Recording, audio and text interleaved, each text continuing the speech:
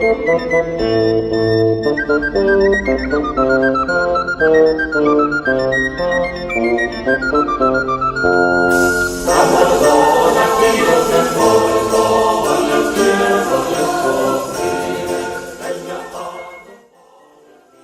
la sesión de hoy vamos a completar algo que hemos visto ya en sucesivas prácticas. Vamos a terminar de perfilar a algunos de los arquitectos más importantes en el Madrid del siglo XVII. Especialmente nos vamos a centrar en los que ostenten los cargos de arquitectos de villa y corte. Si recordáis, desde que en 1561 Felipe II había alojado a su corte en Madrid, vamos a tener una presencia continua de la alta nobleza, y esto nos va a llevar también a una sobreposición de la corte sobre la villa. De ahí que habitualmente hay una tendencia generalizada a que los puestos del arquitecto de la villa, el que pagaba y los encargos que le daba el Consejo de Madrid, y los arquitectos de la corte, aquellos que dependían de la corona, van a ser compartidos. Todo esto pues empieza a coquetearse con ello en época de Juan de Herrera, pero sobre todo se empieza a saltar a esta fórmula de arquitectos de villa y corte a partir de Francisco de Mora, y fundamentalmente a partir luego de su sobrino, del que hemos hablado ya en muchísimas ocasiones, que es Juan Gómez de Mora. Es el personaje capital para la arquitectura madrileña del siglo XVII.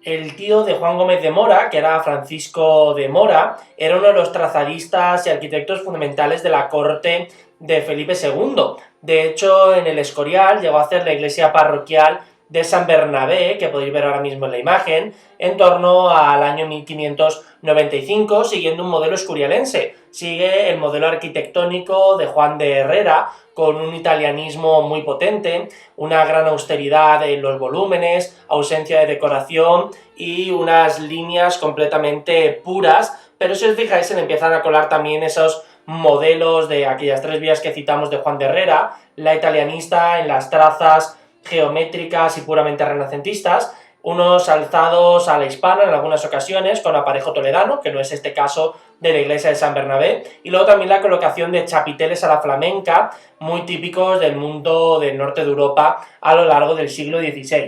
Aquí en San Bernabé, si os fijáis, Francisco de Mora, el tío de Juan Gómez de Mora, sigue esas trazas herrerianas. Juan Gómez de Mora no solamente era sobrino de Francisco de Mora, sino que estaba tan bien conectado con la corte madrileña porque su padre era un pintor de la corte de época de Felipe III, fundamentalmente, que es Juan Gómez.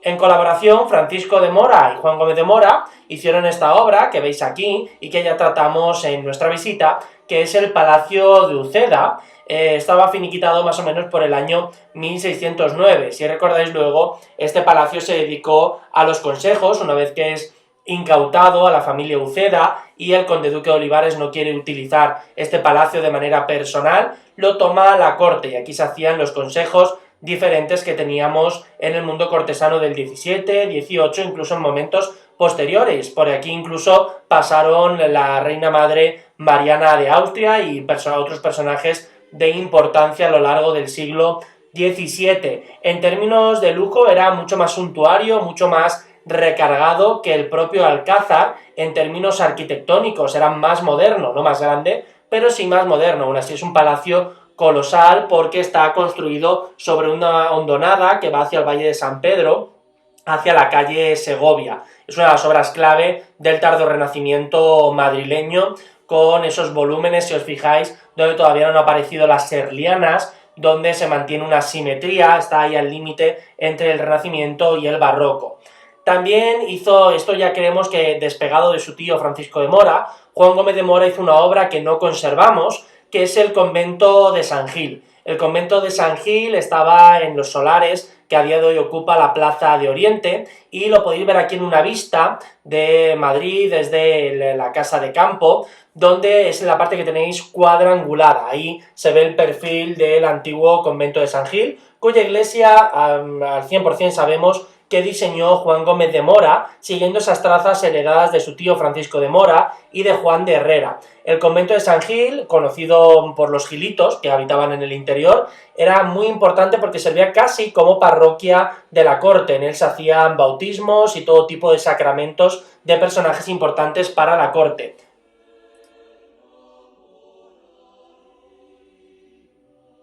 Pero sin duda alguna la obra más característica de Juan Gómez de Mora es la traza y construcción de la Plaza Mayor, encargada por la corte de Felipe III, y además finiquitada por el año 1618, aunque los sucesivos incendios durante el 17 y el 18 han hecho que no haya llegado tal y como él la construyó hasta nuestros días. Aquí podéis ver el plano maqueta que él hizo en el año 1618. Es un plano que se alza con pestañas de papel que se pegan con harina. Eso es uno de los planos más interesantes que tenemos entre todos los trazadistas de la escuela madrileña. Sobre la obra de la Plaza Mayor, ya en la práctica estuvimos hablando durante horas literalmente sobre la Plaza Mayor. Para los que quieran meterse más en el tema de la Plaza Mayor, hay un texto que os recomiendo al final de la sesión que os puede ayudar a ampliar todo este tema de lo arquitectónico, lo social y lo cultural en torno a la Plaza Mayor.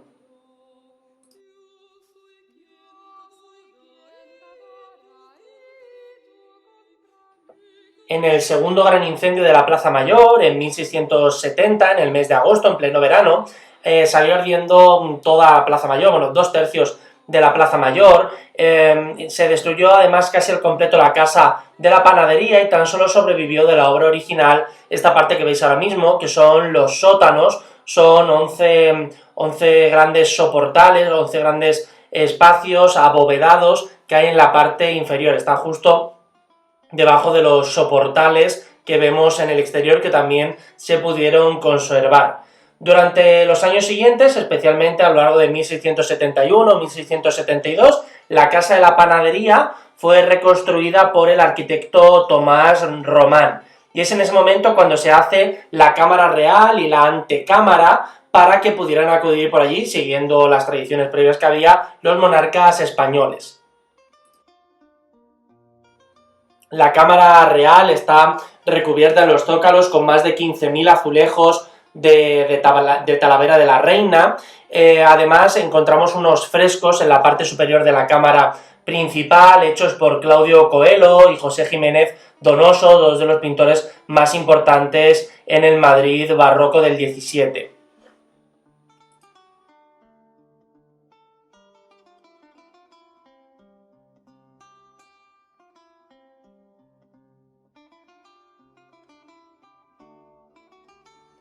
Otra obra clave de Juan Gómez de Mora que ya hemos visto es la Casa de Alcaldes de Villa y Corte, conocida como la Cárcel de Madrid, porque de hecho se utilizó con este propósito a lo largo del siglo XVII y parte del XVIII hasta Felipe V. Es lo que conocemos también como el Palacio de Santa Cruz. La Casa de Alcaldes de Villa y Corte, recordad que además servía para dar alojamiento a los alcaldes de todas las villas cuando venían a la ciudad de Madrid. Es una obra que hizo Juan Gómez de Mora en colaboración con Alonso de Carbonell, que es uno de sus grandes discípulos y que luego volveremos a citar.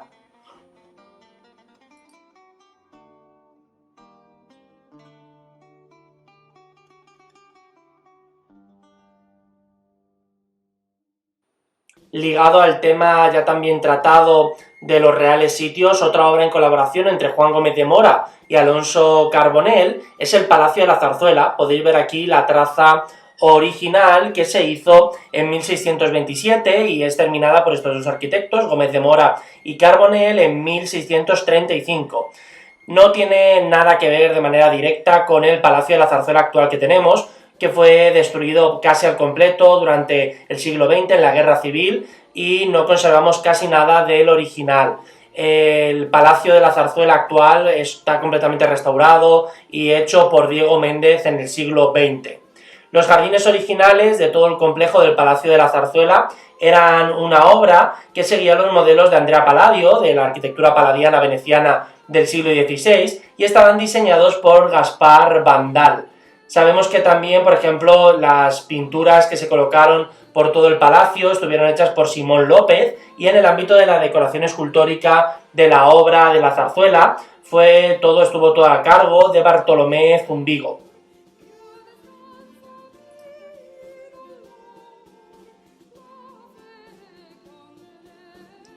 La pareja arquitectónica Juan Gómez de Mora y Alonso Carbonell fue muy fructífera, pero también lo fue la que hicieron Juan Gómez de Mora y Juan Lázaro Goiti para construir el monasterio o convento de Santa Isabel, en la calle Santa Isabel, muy cerca de Atocha, en paralelo a la calle Atocha.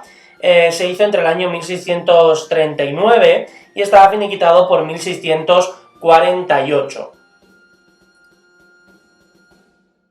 Se hizo en una finca incautada a Antonio Pérez, el secretario de Felipe II, que luego estuvo encarcelado en la casa Cisneros por todos los problemas que trajo Felipe II y cómo tergiversó muchas de las cuestiones políticas internacionales. Además, aunque se le había incautado todo, Antonio Pérez, antes del juicio, consigue escapar. Estaba además relacionado, todos conoceréis, con la princesa de Éboli, y Antonio Pérez consigue escapar de la casa de Cisneros y terminó su vida en Francia. Pues algunos de los solares que él tenía en la calle Atocha, calle Santa Isabel, luego como nosotros la llamamos, fueron incautados, y por ejemplo Margarita de Austria, la reina consorte de Felipe III, mandó hacer un patronato real y se colocó allí el monasterio de clausura de las monjas de Santa Isabel.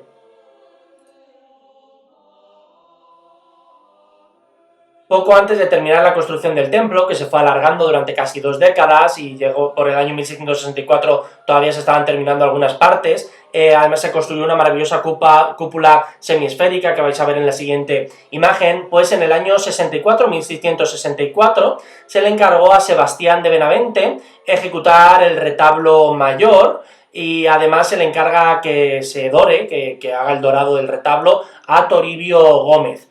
Toda la estructura seguía modelos arquitectónicos de Pedro de la Torre y de Sebastián Herrera Barnuevo, me refiero al retablo. El elemento más destacado fue la obra que se encargó a José de Ribera, que es conocido por todos como el Españoleto. José de Ribera y Cucó era de Xàtiva, era valenciano y se había trasladado a Nápoles, y es uno de los grandes pintores del barroco mediterráneo. Pues el virrey de Nápoles, Juan José de Austria, le encargó al españoleto, a José de Ribera, una pintura de la Inmaculada para colocar en el retablo de las monjas de Santa Isabel, y así hizo José de Ribera.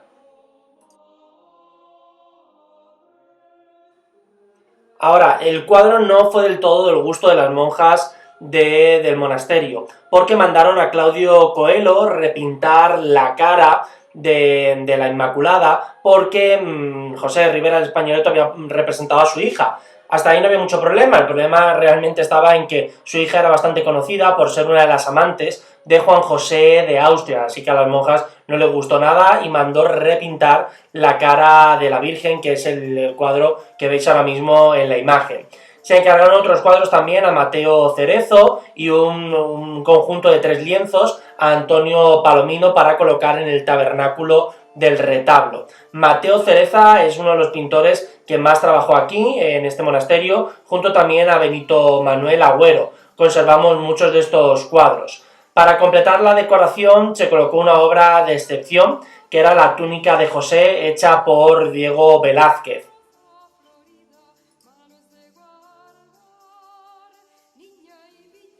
La construcción del templo sigue un modelo tardo-renacentista, con una cúpula con un tambor lleno de ventanas, que tiene una cierta asimilación a los modelos tradicionales que se habían planteado en San Pedro del Vaticano, en Roma, pero luego la decoración tiene un calado ya mucho más barroco que renacentista. Es en esos momentos de manierismo, de transición hacia todo el modelo barroquizante.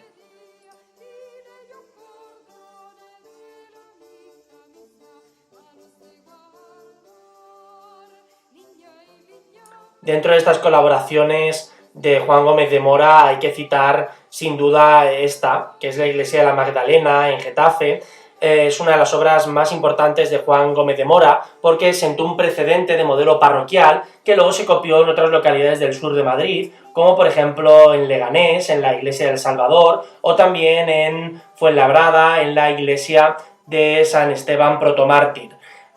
Todos estos modelos son importantísimos para la construcción eclesiástica, para la arquitectura eclesiástica del 17.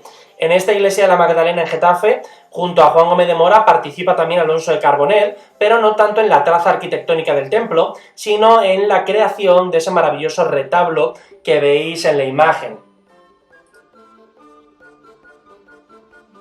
Carbonell tardó 6 años en hacer el retablo, entre 1612 y 1618, y junto a él participan los escultores Antonio Herrera y Antón Morales. Fue ensamblado por Luis Navarro, y además de todo esto trabajan y colaboran Miguel Tomás, en el sagrario lo hace también Luis Navarro, luego interviene Juan de Porres en los últimos momentos. Cuenta con lienzos maravillosos, con unos pagos, además sabemos que se hicieron de unos 600 reales, unos pagos bastante elevados, con pinturas de José Leonardo, de Félix Castelo y de Angelo Nardi. Es uno de los retablos más completos que tenemos en la escuela madrileña del siglo XVII.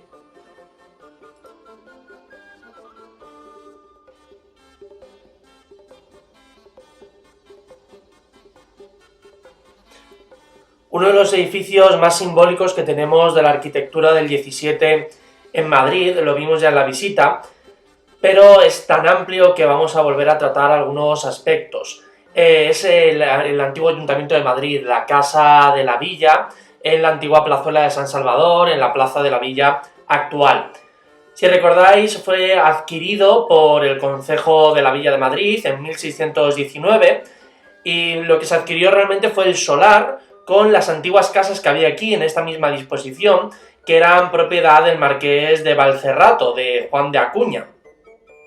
Antes de esto antes de que en el año 1619, se compraran las casas, en ese mismo lugar se habían hecho algunas reuniones del concejo, y previo a eso, si recordáis, se hacía en la antigua iglesia de San Salvador. En la iglesia de San Salvador, además, habían hecho varias reformas. Quizá la más importante había sido que en 1599 se había derribado uno de los pórticos, el pórtico que daba de la iglesia de San Salvador hacia la calle Mayor, para poder engrandecer la calle, para ensanchar la calle Mayor, cuando entró en Madrid la futura reina Margarita de Austria-Estiria, esposa de Felipe III. Ahora, trasladado ya en el año 1619 de manera definitiva el Consejo de Madrid a las casas de Juan de Acuña, hacía falta ampliar el edificio. Y una década después, en 1629, quien se pone manos a la obra es el arquitecto de Villa y Corte, Juan Gómez de Mora, y empieza a construir lo que será en el futuro, un futuro además a largo plazo, la Casa de la Villa. Tras la muerte de Juan Gómez de Mora, siguen con sus trazas, con su diseño original, toda la construcción, José de Villarreal entre el año 1648 y hasta 1662, y luego entre el año 1662 y hasta 1670 da continuidad a todas las obras Bartolomé Hurtado. La estructura principal sabemos que en 1656 ya estaba más o menos terminada, o algo debía haber terminado, porque la reina Mariana de Austria fue a la Casa de la Villa para ver las procesiones del Corpus. Si recordáis, ya hablamos de cómo era un compromiso por parte del Consejo de la Villa de Madrid la realización de la procesión del Corpus Christi. Pues en 1656 Mariana de Austria vio el Corpus Christi desde la casa. Pero sabemos que por esa época no estaba todavía terminado ni los patios interiores y tampoco estaban terminadas las fachadas. Se estaba dilatando muchísimo la construcción porque los Acuña, la familia de la Casa de Valcerrato, habían abierto un pleito al Ayuntamiento de Madrid porque creían que se habían apropiado o habían hecho uso de lugares más allá de lo que habían comprado explícitamente en aquellos solares, y todo eso retrasó muchísimo la construcción. En la década de 1680 todavía no se habían terminado los patios ni las fachadas. Se decidieron dar prisa porque en 1690 había que tenerlo todo listo para recibir a la segunda esposa de Carlos II, a Mariana de Neoburgo. Y efectivamente en 1690 el Ayuntamiento de Madrid, el Consejo de la Villa, da un pago especial para terminar ya la casa de la villa. Especialmente querían tener lista el zaguán, las escaleras, porque además, como no se terminaba la construcción, se estaba deteriorando mucho gran parte de la obra. En ese momento, en la década de 1690, a quien le dan la construcción ya definitiva, la finalización de la casa de la villa, es el arquitecto de Villa y Corte, Teodoro de Ardemans. Ardemans recupera las ideas originales de los patios y las fachadas hechas por Gómez de Mora, y aquí podéis ver algunas de las planimetrías originales que sirvieron para el diseño de los patios. Esos patios a día de hoy, curiosamente, tienen un aspecto algo diferente, porque a lo que es toda la construcción del patio, con un carácter tardo-renacentista, del barroco español también, tiene una mezcla entre los modelos manieristas, tardoherrerianos y una clara visión ya barroca, que es fruto de esta obra tan alargada de casi 70 años trabajando en ella. Pero a día de hoy, como os digo, tiene un aspecto algo diferente, porque se cubrieron a principios del siglo XX con estas cubiertas vítreas, estas vidrieras hechas por la casa Maumegea. Luego tenéis un poco que hacer un esfuerzo de imaginación para quitarle esa parte ya modernista que tiene luego la construcción de los patios de la casa de la villa.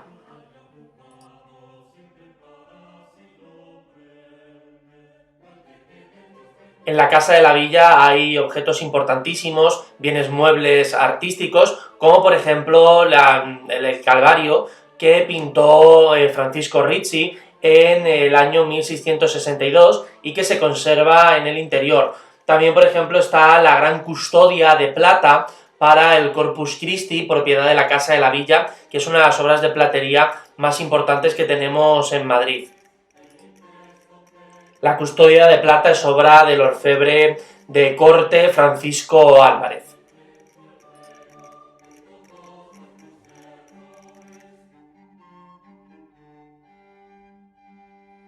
Pero sin duda la gran joya que hay adherida a la arquitectura de la casa de la villa son las pinturas que hizo en su interior Antonio Palomino. El pintor de origen cordobés estaba influido por la cuadratura italiana, por los modelos que habían diseñado Mitelli, Colonna y otros pintores en la corte aquí española. Sobre todo Mitelli y Colonna habían pintado para el Buen Retiro, esto lo veremos en otras sesiones. Sabemos que además Palomino hizo dibujos esquemáticos para un poco organizar cómo iba a pintar el salón de plenos, que está por cierto hecho al temple. Aparece en el centro una alegoría de la monarquía y alrededor aparecen símbolos vinculados a la fe, la fidelidad, la fortaleza, la sabiduría, la justicia, el amor, la prudencia y la virtud, todo aquello que se creía que los buenos gobernantes debían tener. Aparece también, por ejemplo, cosas representadas como una tira, una filacteria, donde aparece escrito mantua sum tua spedero, tua dicar oportet. Que por si alguno tiene oxidado el latín, dice mantua soi, tuya por siempre, y es justo que así se proclame. Es una cita que adapta Palomino a partir de unos versos de Ovidio. Es importante porque tiene que ver con las mitografías que se habían construido de Madrid, como la mantua que aparece en los atlas, en las geografías de Ptolomeo durante la antigüedad, cosa que realmente creemos que no es del todo exacta, pero sobre todo Jerónimo de la Quintana, que si recordáis hablamos de él en sesiones anteriores, el creador de la primera historia sobre la corte de Madrid, sobre la ciudad de Madrid, pues hablaba mucho de estas relaciones con la mantua carpetana. Aparece también un retrato del monarca Carlos II, que es quien gobernaba en estos momentos. Las pinturas las podemos fechar en torno al año 1692. Pero además en esos momentos empezó a venir a la corte un flujo nuevo pictórico, directo ya desde Italia, que sobrepasaba además las ideas del 17 que habíamos tenido nosotros tradicionalmente en la corte, y viene todo de la mano de un napolitano, que es Luca Giordano. Luca Giordano sabemos que influyó mucho para la continuidad de los trabajos en la Casa de la Villa por parte de Antonio Palomino. Y esto se nota, por ejemplo, cuando Antonio Palomino hace ya al fresco, los anteriores están hechos al temple, estos están hechos al fresco, cuando Palomino hace las pinturas del oratorio de la Casa de la Villa, muy influido por las pinturas que estaba haciendo Luca Giordano en el Escorial y en otros lugares de la corte. Imita algunos de los modelos del barroco decorativo de Pietro da Cortona y otros pintores de finales del siglo XVII. Son estas pinturas que podéis ver ahora mismo, y estas se hacen más tarde que el Salón de Plenos. Estas son del año 1696. Sabemos que además este modelo arquitectónico de lo que es el oratorio lo diseñó Teodoro de Ardemans, el último arquitecto que intervino en la construcción de la Casa de la Villa. Son sin duda una de las obras al fresco más importantes que tenemos en el Madrid del siglo XVII. Las representaciones que aparecen son todas de tipo religioso. Este lugar se utilizó además durante un tiempo luego como despacho del alcalde, cuando dejó de ser oratorio.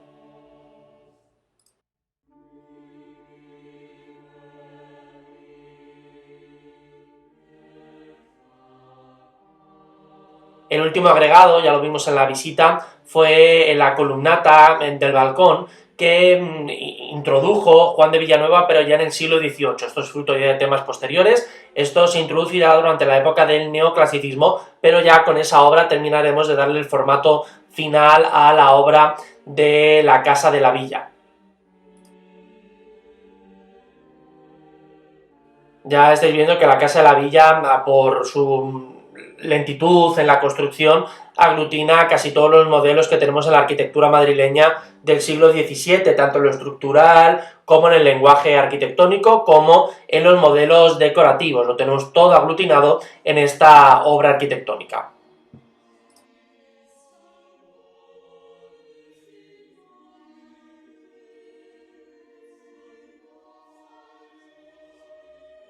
De los arquitectos que tuvimos en estos momentos del 17 en Madrid, destaca Alonso Carbonell, que lo hemos citado ya como interventor, como personaje que ayuda a Juan Gómez de Mora en algunas obras que acabamos de citar. Alonso Carbonell había nacido en Albacete en 1583, pero ya con 20 años, en el año 1603, tenemos documentada su primera ocasión en Madrid, siendo aprendiz en el taller arquitectónico de Antón de Morales.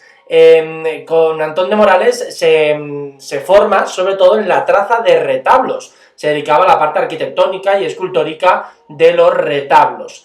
Entre el año 1611 y 1627 empezó a trabajar haciendo el retablo de la iglesia de la Magdalena, que hemos visto antes en Getafe, y también, por ejemplo, en Toledo, en Santo Domingo el Antiguo, o también ya entre 1621 y 1634 trabajó en la construcción de la iglesia del convento de la Merced, de los Mercedarios, en Madrid, que nosotros ya citamos cuando hablamos de los conventos en el Madrid de los siglos XVI-XVII. Además, incluso sabemos que en 1621 fue Alonso Carbonell quien hizo el túmulo funerario para Felipe III, cuando murió Felipe III, para conmemorarle, en el monasterio de Santo Domingo el Real.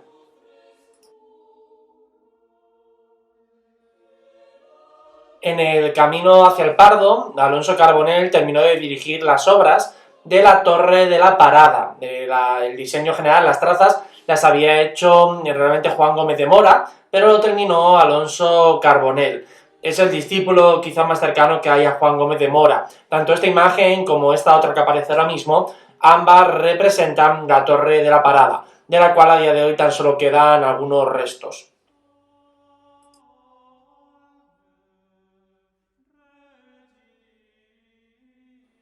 Pero Carbonell sobre todo destacará porque a la muerte de Giambattista Crescenzi en 1635 decidió dar continuidad a las obras del conjunto palatino y los jardines del Buen Retiro. De hecho, fue el constructor de todas las obras finales del Real Sitio.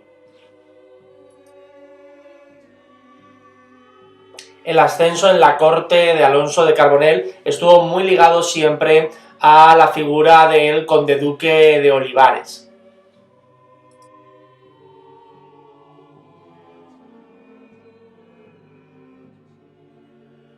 Ya fuera de la corte madrileña, y simplemente citarlo, Alonso Carbonell hizo entre 1635 y 1638 el convento de las monjas dominicas de Loeches, que veis ahora mismo en la imagen. Está basado en los modelos constructivos de Fray Alberto de la Madre de Dios, para el monasterio de la Encarnación madrileño. También participó de una manera limitada en reales sitios y, por ejemplo, Alonso Carbonell revistió con piedras semipreciosas la bóveda del Panteón del Escorial en tiempos de Felipe IV.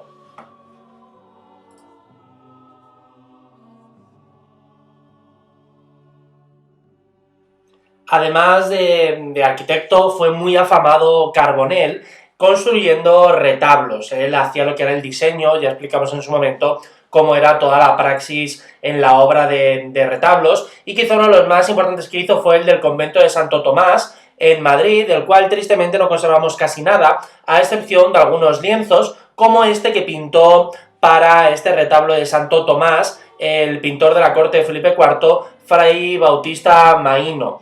Juan Bautista Maíno fue profesor de pintura de Felipe IV y es uno de los grandes pintores del 17 en Madrid. Concretamente, esto representa a Santo Domingo en Soriano.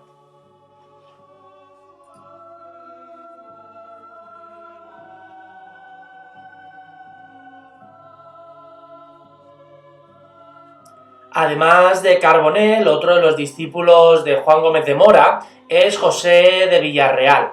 José de Villarreal había nacido en Madrid y empezó a estudiar en la pubertad dibujo y matemáticas, mostrando ya unas dotes para la creación arquitectónica y el dibujo bastante importantes. Trabajó en muchos de los grandes proyectos de Juan Gómez de Mora, como teniente de obras. No tenemos tampoco muy claro en qué participó exactamente en cada una de ellas, pero sabemos que Felipe IV llegó a nombrarle ayudante de trazador mayor, incluso luego más tarde llega a ser nombrado por Felipe IV maestro mayor de la Villa de Madrid. Tras varios proyectos que se fueron alargando en el tiempo, de los que había dejado sobre todo allí medio abiertos Juan Gómez de Mora, el encargo más importante que se le da a José de Villarreal son las trazas de la capilla de San Isidro, en la iglesia de San Andrés. Es la imagen que podéis ver a la izquierda. Empezó a construirse bajo la supervisión del maestro de obras, de José de Villarreal, en mayo del año 1657. Hay que tener en cuenta que, como conmemoración a la canonización del santo San Isidro en 1621, el rey ya había encargado hacer esta capilla, corriendo la corte, la monarquía, con todos los gastos para la creación. Ahora se fue alargando todo en el tiempo, bastantes años, ya veis, desde la década de 1620 que se hizo el encargo, no se hace realmente hasta 1657. Se terminó 12 años después y en 1669 ya estaba inaugurada la capilla.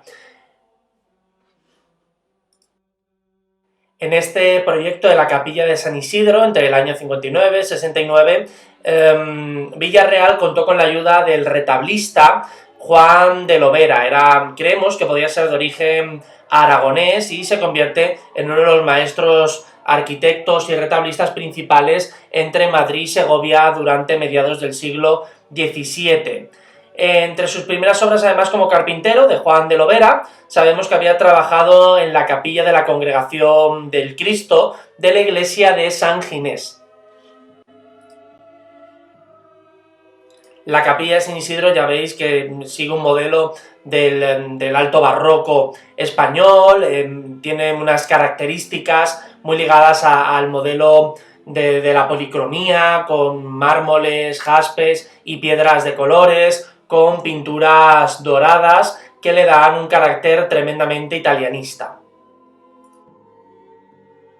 En los muros de esta capilla se colocaron pinturas de Juan Carreño de Miranda, de Francisco Caro, de Francisco Rizzi y también de Alonso del Arco.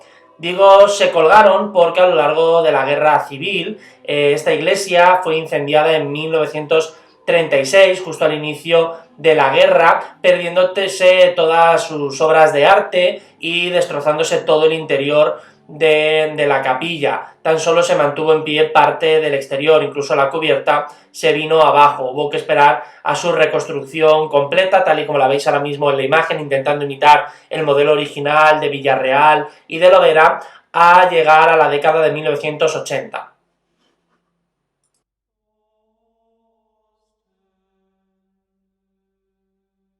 En la otra imagen, en la que tenéis a la derecha, podéis ver la capilla del Santísimo Cristo de la Redención, que está en la iglesia de San Ginés, y que es muy similar, utiliza esa bicromía entre los grises, las piedras de colores y el color rojo.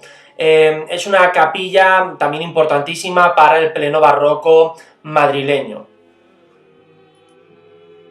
Esta capilla de San Ginés está hecha por el arquitecto Sebastián Herrera Barnuevo en el año 1676. Además, participa junto con él el arquitecto y retablista Virgilio Fanelli. Podéis ver que destaca en el centro del altar un Cristo crucificado, que es obra de Alfonso Giraldo Vergaz, pero que es ya posterior, es de principios del siglo XIX. Lo que sí que es de la época del siglo XVI, de época de los Austrias, es incluso anterior a la capilla, son los 4 ángeles de bronce dorado que están hechos por Pompeo Leoni, del que ya hablamos largo y tendido cuando presentamos el monasterio del Escorial. En la cúpula aparecen pintados unos frescos que son ya realmente también posteriores, son del siglo XVIII, hechos por José Sánchez Villamandos.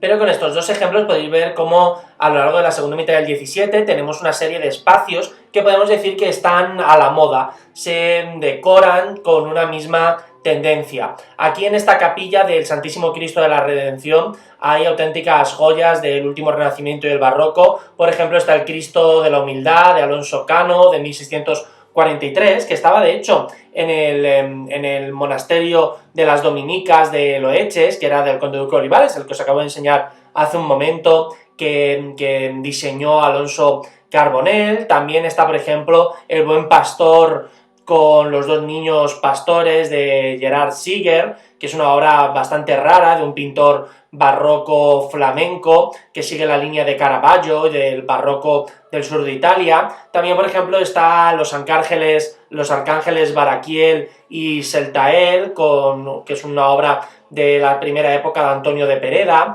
Y, por ejemplo, también está El Salvador, que está pintada por Antonio Palomino, del que hablábamos antes cuando os comenté las pinturas decorativas del interior de la Casa de la Villa, del Ayuntamiento Antiguo de Madrid. Hay obra también luego de Michel Coxy, es decir, esta idea del horror vacui, de una capilla tremendamente recargada, llena de decoraciones, llena de mobiliario, que tanto gustaba a lo largo del siglo XVII madrileño.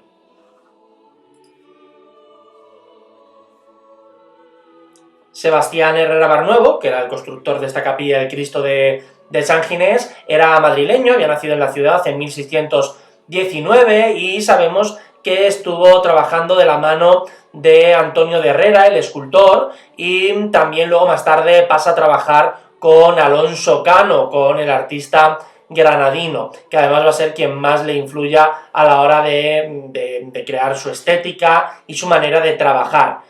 Sabemos que participó luego ya en la década después de hacer la capilla de la iglesia de San Ginés. También creemos que colaboró en la construcción de las obras nuevas de la iglesia de San Andrés, junto a Carbonell, a Villarreal y a otra gente que participó en esa iglesia, pero luego dio el salto para trabajar en los jardines y en las fuentes del Real Sitio de Aranjuez. Sabemos además que se convirtió en maestro de obras a la muerte de José de Villarreal en el año 1662. Llegó incluso, por sus dotes pictóricas, a obtener el título de pintor de cámara en tiempos de Carlos II. Fue el que sucedió como pintor de cámara del rey a Juan Bautista Martínez del Mazo. Una de las obras más destacadas de Herrera Barnuevo es la construcción del Hospital de la Venerable Orden Tercera de los franciscanos, muy cerca de San Francisco el Grande. Se le encargó en origen la construcción al arquitecto Marcos López en el año 1679.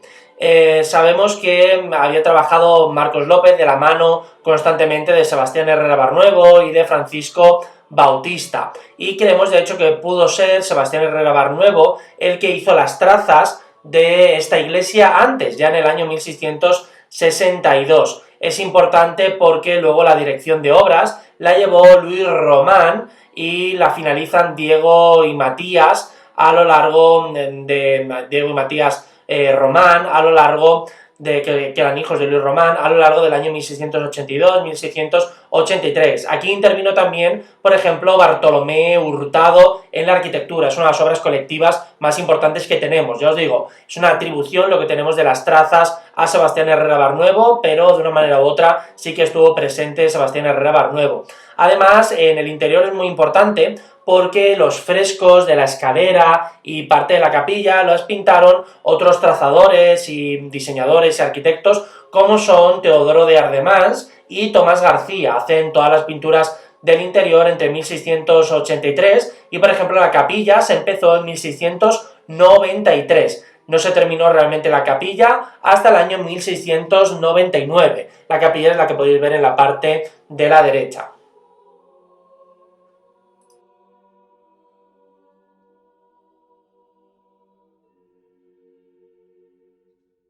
Como os decía, otro de los arquitectos que pudo participar en la creación de la Venerable Orden Tercera de su edificio para hospital fue Francisco Bautista, que sabemos que estaba muy ligado al ámbito de la creación arquitectónica para los franciscanos, porque además Francisco Bautista, en el otro extremo de San Francisco el Grande, en 1662, hace la capilla del Cristo de los Dolores, también para la Venerable Orden Tercera. Sabemos que Francisco Bautista además era religioso, pero no era un franciscano, sino que Francisco Bautista, que era murciano, era un jesuita y trabajó en muchos espacios arquitectónicos madrileños de la iglesia, vinculados a la iglesia. De hecho, sabemos que tanto en Alcalá de Henares, en las Bernardas de Alcalá de Henares, como en el Colegio Imperial de Madrid, junto a Pedro Sánchez, trabajó de una manera bastante habitual en construcciones religiosas. Seguía incluso algunos modelos vinculados a Miguel Ángel y al manierismo romano. Una obra de arquitectura dentro de la arquitectura es el maravilloso baldaquino que hizo Juan de Ursularre, que podéis ver ahí en el altar mayor de la Capilla del Cristo de los Dolores, y que sigue modelos también italianistas. Este baldaquino cobija una copia hecha sobre la imagen del Cristo de Serradilla, del Cristo que se conserva en Cáceres y que además había llegado a estar este Cristo de Serradilla, por eso creemos que pudo ser el modelo básico para hacer este otro Cristo de los Dolores, porque el Cristo de Serradilla, Felipe IV fue una vez por Cáceres y pidió que se lo llevaran al Palacio Real y estuvo en el Alcázar madrileño a lo largo del siglo XVII. De ahí esa concomitancia, esa similitud que hay entre este Cristo de los Dolores, que además creemos que puede ser de Domingo de Rioja, el mismo autor que el Cristo de Serradilla, y es importante porque es una de las tallas barrocas más importantes que tenemos en la ciudad de Madrid.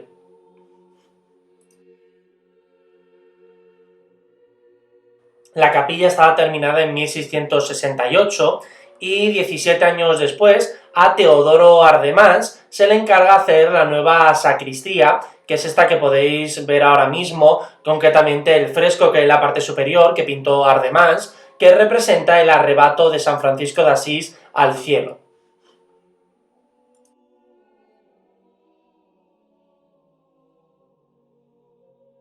Pero no podemos hablar de Sebastián Herrera Barnuevo sin citar una de sus obras más importantes, que es el monasterio, el inicio de las trazas del monasterio de Montserrat, en la calle ancha de San Bernardo. Herrera era arquitecto de la Villa de Madrid, de Villa y Corte, desde el año 1665, es el momento de mayor esplendor para su arquitectura. Hay que tener en cuenta que 3 años después, en 1668, se encarga a Sebastián Herrera Barnuevo la construcción de esta iglesia de Montserrat para los benedictinos. Los benedictinos, en concreto, que se van a alojar aquí, habían sido refugiados por Felipe IV en la corte, porque habían tenido que abandonar Cataluña, concretamente el monasterio benedictino de Montserrat, durante las revueltas que se produjeron en el año 1640. Ya en ese momento los benedictinos vienen a Madrid a la corte y se les da un aposento, pero no será hasta 20 años después, cuando se encarga ya la construcción del monasterio que veis ahora mismo. Las trazas las inicia, como os decía, en el año 1668 Sebastián Herrera Barnuevo, y sobre todo tiene en mente el modelo del Gesù, el modelo de la arquitectura jesuítica tardo-renacentista italiana que habían hecho tanto Vignola como Giacomo della Porta, y es básicamente la idea central de la construcción, con una diferencia, y es que luego esta obra, 3 años después del inicio del proyecto, fallece Sebastián Herrera Barnuevo y tendremos que esperar hasta casi mediados del siglo XVIII para que se finiquite. Quien la hará ya efectiva, quien la terminará, será Pedro de Ribera. Pedro de Ribera, a la portada central que podéis ver claramente construida, le sumó 2 cuerpos laterales con unas torres que realmente nunca se llegaron a construir. De hecho, si os fijáis, una de las torres falta por completo y a la otra torre le falta un cuerpo superior. Esta obra la volveremos a abordar más adelante porque, aunque Herrera Barnuevo hace las trazas iniciales, el modelo final que nos queda es un modelo ya tardo barroco, de lo que se ha mal llamado durante mucho tiempo churrigueresco, y ya os digo, la estética marcada que tiene es la que le da luego ya Pedro de Ribera, pero es interesante que citáramos a Barnuevo como iniciador de esta construcción.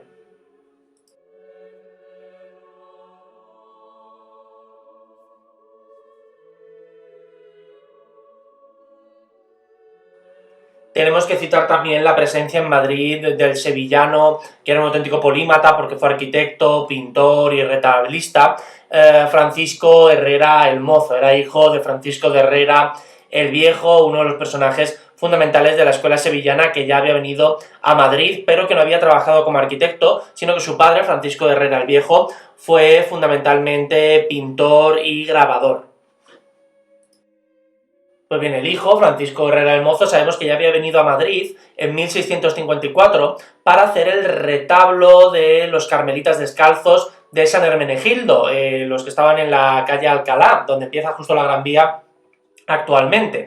Allí hizo el retablo, podéis ver la pintura en la parte izquierda, representando a San Hermenegildo, es, ya os digo, del año 1654. Cobró aproximadamente casi 6.500 reales por hacer esta obra. Fue financiado por Juan Chumacero, que era el presidente del Consejo de Castilla. Era una obra importantísima.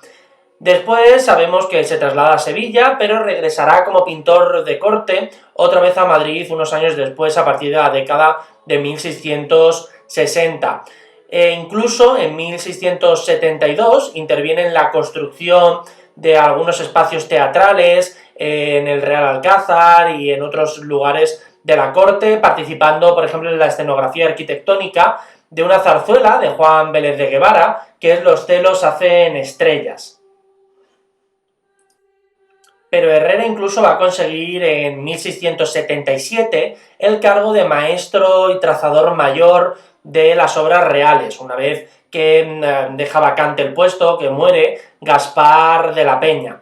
Hay que tener en cuenta que había trabajado ya antes en algunas obras arquitectónicas. Básicamente el currículum que presentó para este puesto en 1777 Francisco Herrera el Mozo fue el Hospital de Montserrat, o el Hospital de los Aragoneses, también llamado en Madrid, que es el que podéis ver en la otra imagen de la derecha. Lo había hecho con la ayuda de José Ratés y José Simón de Churriguera en 1674. Era para la Orden de los Benedictinos de Montserrat también, y estaba ubicado en la plaza de Antón Martín. Si os fijáis, sigue un esquema renacentista, como si fuera la portada un auténtico retablo, pero los modelos decorativos que emplea, entre las arcadas o el saltarse cosas como la superposición de órdenes, el tipo de róleos y volutas jónicas que inventa casi prácticamente, son completamente barroquizantes. Esto lo digo porque es la obra más clave que tuvimos de todas sus construcciones en Madrid. Tristemente no la conservamos. pero aunque llegó a tener un cargo importante en la arquitectura madrileña, realmente destacó en el ámbito pictórico. Yo os invito a que investiguéis bien toda su parte pictórica, porque hizo obra para la iglesia de San Pedro el Viejo, para el convento de Santo Tomás de Aquino en la calle Atocha, también participó en Nuestra Señora de Atocha y en las carboneras del Corpus Christi, entre otros muchos lugares madrileños donde dejó un legado pictórico importantísimo.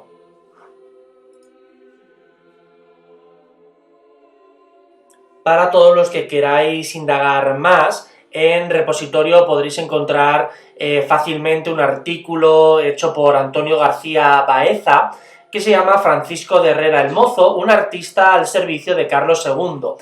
Está editado en 2016 por el Anuario del Departamento de Historia y Teoría del Arte de la Universidad de Sevilla, y creo que os puede ayudar muy bien a dar una visión general, tanto en lo pictórico como en las obras reales, en las obras arquitectónicas, por parte de Francisco Herrera el Mozo, que es un personaje todavía por descubrir en la historiografía general del arte en Madrid y en general en la historiografía española.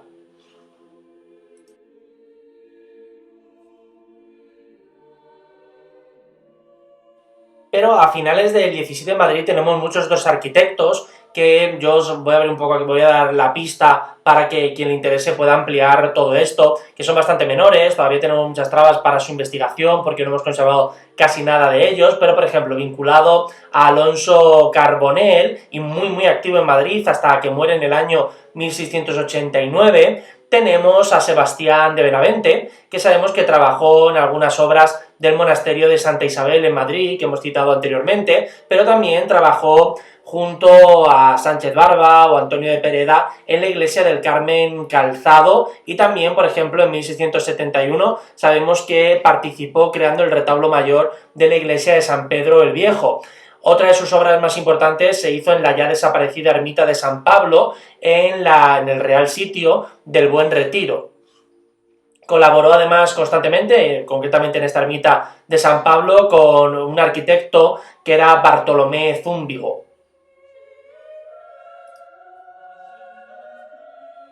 Melchor de Bueras, que era cántabro, murió en Madrid en 1692, es una de las cosas que tenemos claro, porque además Melchor de Bueras, este otro arquitecto, fue tan importante que lo enterraron en el Colegio Imperial de Madrid en ese año, en 1692.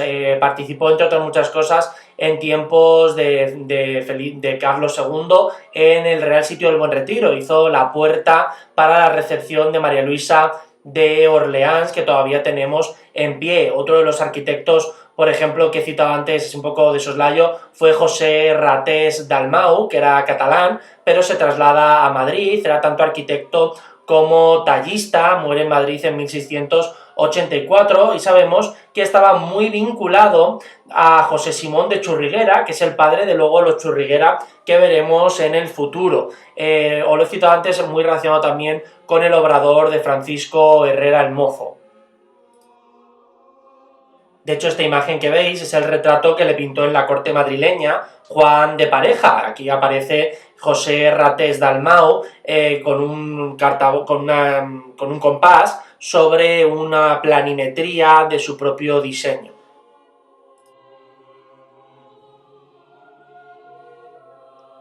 Otro personaje, por ejemplo, también interesante, que se formó en Madrid, pero luego se marcha al mundo vasco, es Bernabé Cordero, que sabemos que estaba en la órbita de Manuel del Olmo y también de José del Olmo, que es una pareja de arquitectos importantísimos para finales del 17 en Madrid. Por ejemplo, Manuel del Olmo diseñó las arcas y fuente de la Puerta de Recoletos, que podéis ver ahora mismo en la imagen. La diseñó en el año 1697. Hizo también Manuel del Olmo la construcción de la iglesia de las Góngoras, que es una cúpula encamonada que destaca dentro de las construcciones que hace en compañía del hermano Bautista, de Francisco Bautista, que os citaba antes, ese jesuita que había trabajado en la capilla del Cristo de los Dolores. Estuvo también muy conectado en esta construcción de las Góngoras, de la iglesia de la Purísima Concepción de las Mercedarias, al trazadista Fray Manuel de Villarreal,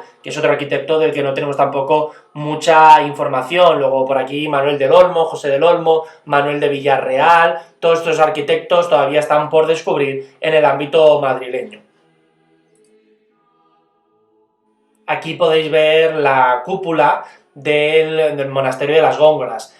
Os debería sonar porque es donde estuvo la Beata Mariana. Cuando hablamos ya de misticismo en Madrid, del Renacimiento y de la época de Felipe II, hablamos de esta monja. Lo que ocurre es que todavía no estaba este templo que veis ahora mismo porque es de finales del siglo XVII.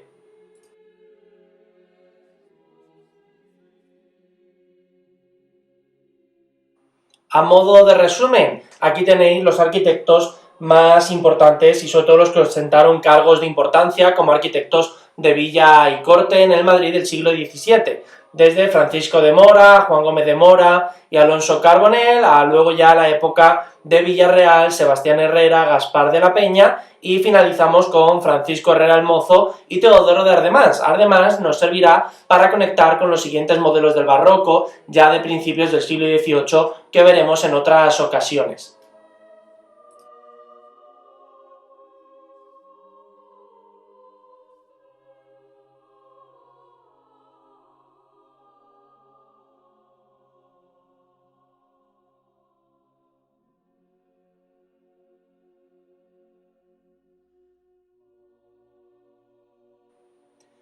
Para tratar estos temas de arquitectura madrileña del siglo XVII hay una investigadora que es clave, dedicó toda su carrera académica a estos temas, fue catedrática de Historia del Arte Moderno en la Universidad Autónoma de Madrid y luego más tarde en la Complutense, y es Virginia Tobar Martín. Sus publicaciones son muchísimas, pero es verdad que son difíciles de encontrar algunas de ellas. Hay muchísimas publicaciones dignas de mencionar, pero yo me quedo especialmente con dos. Una es la de arquitectos madrileños de la segunda mitad del siglo XVII y otra es arquitectura madrileña del siglo XVII, datos para su estudio. Pero luego hay otros muchos. Por ejemplo, está el segundo que os cito es del año 83, el de arquitectura madrileña del 17, datos para su estudio. Pero luego tiene también algunos otros textos sobre iglesias, sobre palacios en Madrid, pero quizá estos dos son los más destacables de todos en los que trabajó a lo largo de su carrera.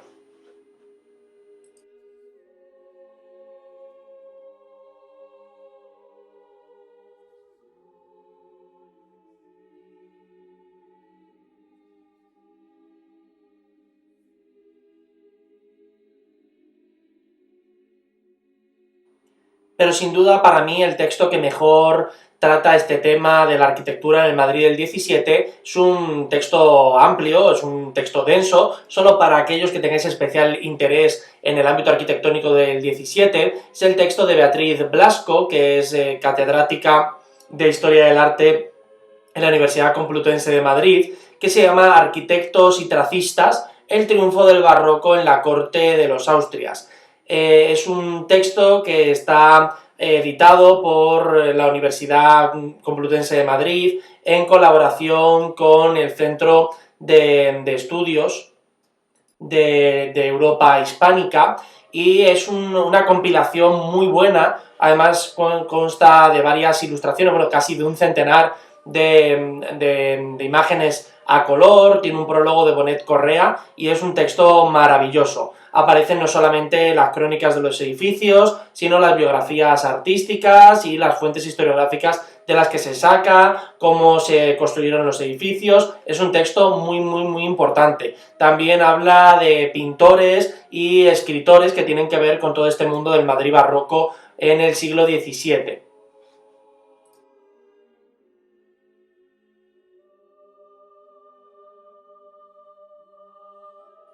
Bastante más reducidos en información, de hecho demasiado escuetos en algunas ocasiones, son los volúmenes que hay de las guías visuales de arquitectura de Madrid, con textos de Isabel Gea. Hay tanto uno que se llama Madrid, Guía Visual de Arquitectura, como otro que se llama una guía visual del Madrid desaparecido. En los dos podéis encontrar mucha información e ilustraciones que os pueden ayudar a recordar, a entender algunos de estos edificios. Abarcan cosas mucho más allá de la cronología que nosotros trabajamos este año, unos libros de cabecera que os pueden servir, ya os digo, son muy resumidos en muchos temas, pero os pueden servir como indicativo, como compilación muy interesante de algunos aspectos de lo arquitectónico en Madrid.